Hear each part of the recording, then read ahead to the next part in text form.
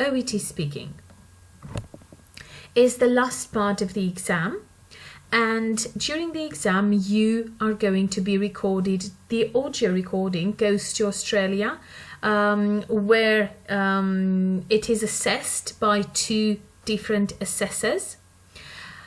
And the structure of the speaking is a warm-up, meaning you are going to be asked questions about yourself, but from a professional point of view, like why did you choose to become a nurse or a doctor, or what are the qualities of a good nurse or doctor. And there are 2 role plays where you are going to play the role of a nurse or a doctor. The person that is in the room with you, your interlocutor, is there just to help you with the exam, to play the role of the patient. They are not teachers, they are not assessors. The warm-up part of the speaking exam, it's not assessed, but it is the first time the assessor in Australia gets to know you, learns a bit about your English knowledge, about you as a professional. So it is a good thing to make a good impression, a first good impression. Now, most of the questions in this warm-up part, these are questions you would normally have in an employment interview. So why did you choose to become a nurse? What are the qualities of a good nurse? Have you attended any recent trainings? These are questions you might get normally when you go to get a job. Now, although we can anticipate the questions in the warm-up, you can't just memorize the answers by heart and not be able to actually do the speaking part, the role plays. So you can prepare and you can think in advance of these questions. You can prepare your answers, but you should have a real good knowledge of English to be able to do the role plays. The role play. So you have 2 role plays. For each role play, you are going to receive a card. Let's look at a card. So you have the setting where the action takes place. They explain to you a bit about you and the patient and what the problem is, and then you have the things you need to do, the tasks. Now, you first have 3 minutes to prepare. That means read the card, think of a good way of starting and ending the conversation according to the setting, and this is what we are going to talk about today. And think of phrases, sentences that you could use to do the tasks. What are you going to do when you have something like this? Find out about the patient's concerns. Of course, you are going to think about questions. Have you got any concerns? Is there anything concerning you? And so on. You can ask the interlocutor about the pronunciation of words, but the interlocutor usually is not a medical specialist. It's not an exam. It's not someone specialized to teach or assess the exam, so they won't be able to actually help you with this part of the exam. After the 3 minutes of preparation, there are 5 minutes for the role play. Now, please consider this. It is a dialogue. It is not a monologue. We are not interested in just hearing you speak. We are interested in hearing you interact with a patient. So on each card, you will have a topic, a medical problem the patient has, of course. And please do not panic if you don't know anything about the topic, because this is an English language exam with medical terminology, but it is an English language exam. So nobody cares if you actually know or not about that topic. As long as you say something in correct English, that's all that matters. Now, don't be too happy if you know the topic well, because usually when we know the topic, we have the tendency to talk too much and show the other person that we really know the subject. And this again is not a good thing, because you might not pay attention to the patient, you will speak a lot more than you should, and then you will lose points. So let's say that out of the 5 minutes, a maximum of 3 minutes are yours. And in these 3 minutes, you need to start and end the conversation and go through the tasks. Okay, so you have to be really quick. Now, listen to the patient actively and regularly check that the patient has understood the explanation. Now, listening actively, remember that the speaking is audio recorded, so your face and your gestures can't be seen, but you can be heard. So you can say, yes, I understand. But listening actively to the patient also means to rephrase or to restate, to re-say what the patient has said. Mr. Johnson, let me see if I got this right. You are afraid of going through this procedure because you might get HIV. Is that correct? So this is something that shows that you've understood and you've actively listened to the patient. Now, regularly check that the patient has understood the explanation. And not only this, but regularly check that the patient doesn't have any more questions or everything is okay.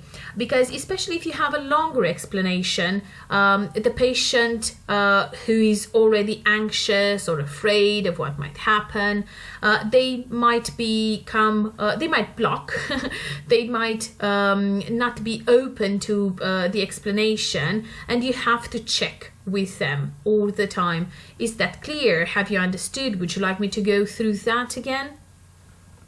And also check that they have no more questions. For example, the first question you have here is the first task is find out about the patient's concerns.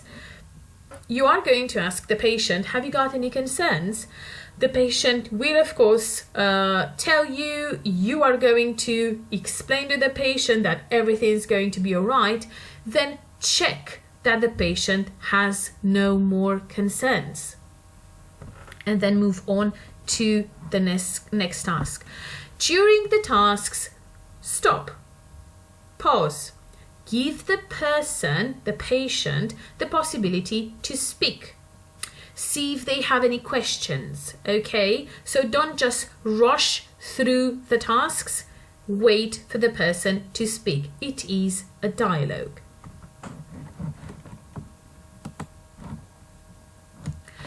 Now, today we are going to talk about how we can start and end the dialogue. Okay, so this part is taken from the clinical communication criteria, from the glossary of terms.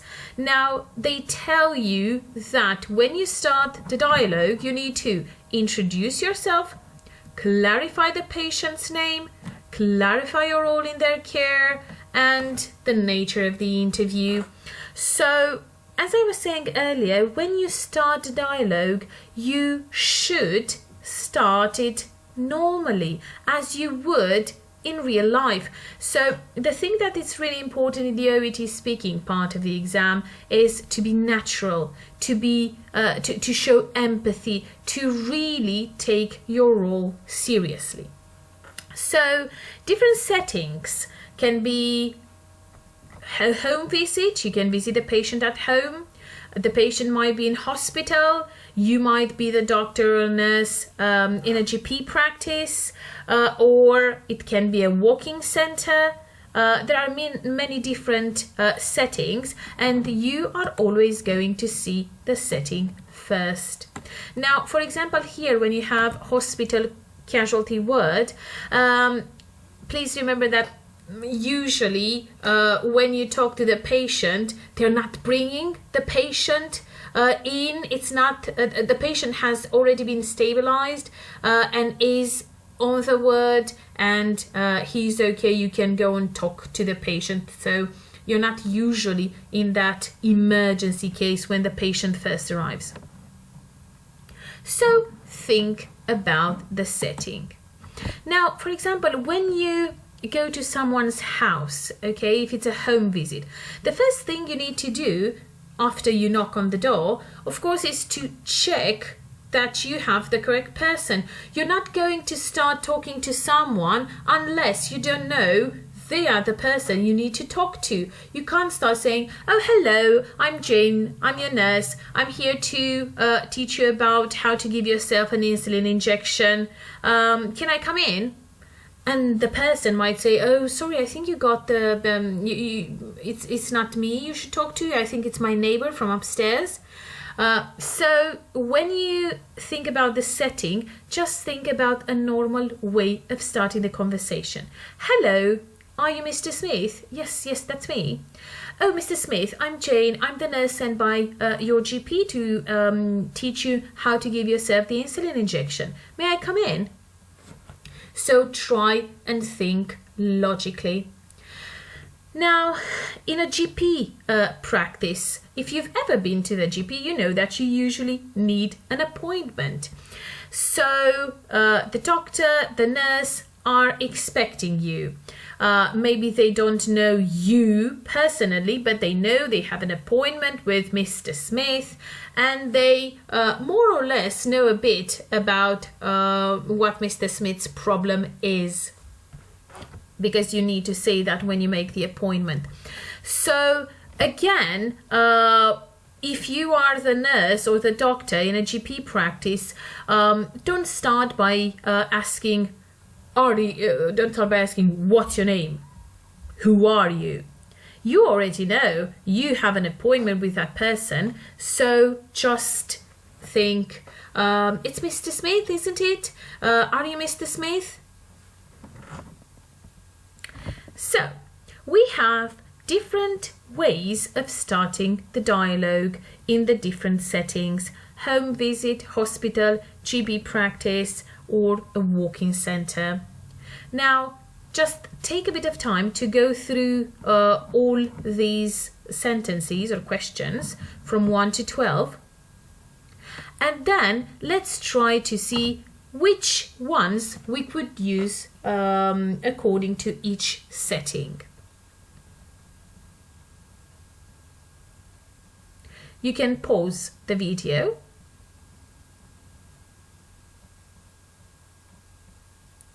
Welcome back.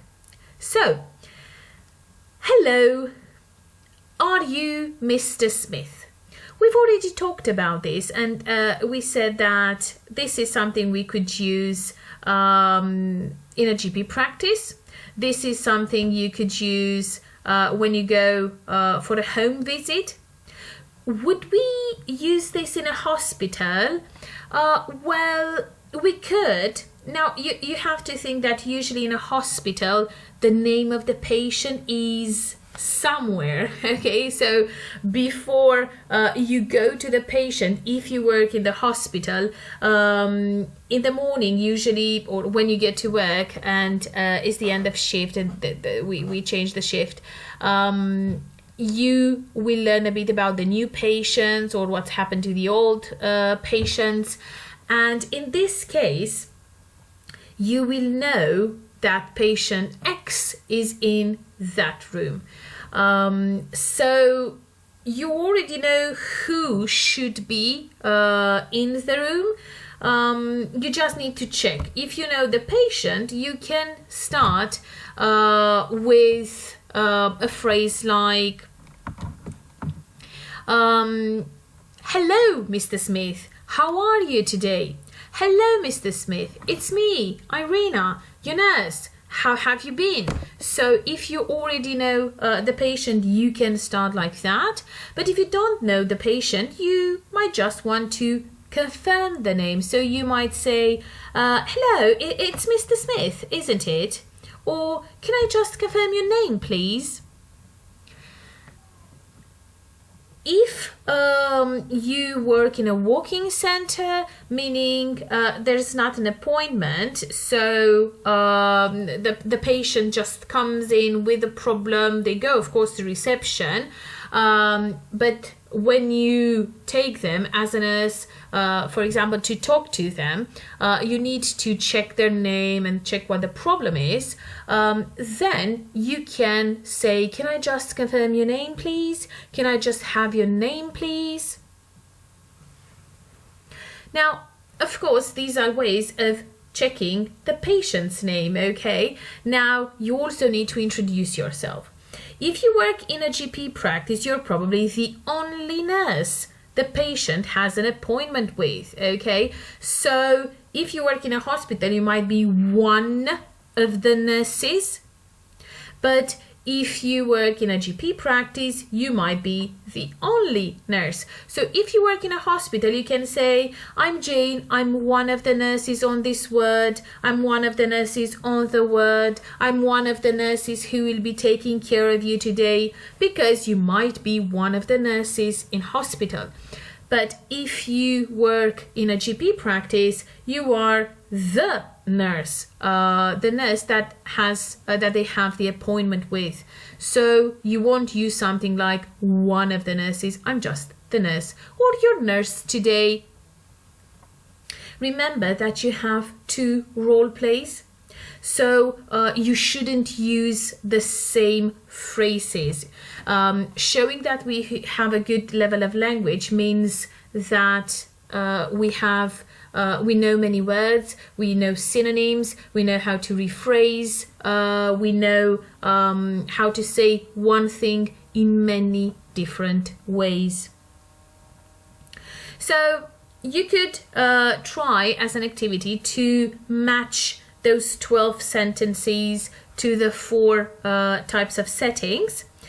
We've gone through them, and you can choose 2 or 3 which you like, and you could practice them all the time. Ending the dialogue. Now, this is very interesting, because usually students, they just say, oh, okay. And it's a never-ending okay. When you see the setting and then you read quickly the card, you think of a way of starting the conversation and a way of ending the conversation. A logical way of ending the conversation. So if you are in someone's house, of course you will say, now I have to go. If you have any questions, just call us. If you have any questions, I can leave you this leaflet which answers most of the frequent questions about this problem.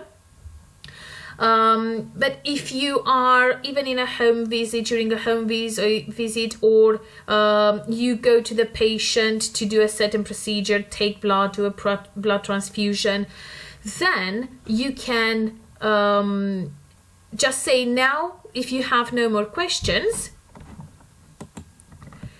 if everything is clear now, I'll just go on with the procedure, I'll just start the procedure. So just think, if you go to a patient, like in this case, okay, let's take this example. The patient's been in a road accident, the patient needs a blood transfusion, the patient is anxious about the procedure, and you go first to talk to the patient about the procedure. Now, once you've calmed the patient down and everything is okay, the patient agrees with the procedure, the next logical step is to start the procedure, okay? So just think, okay? Try and imagine what you would do in a real situation.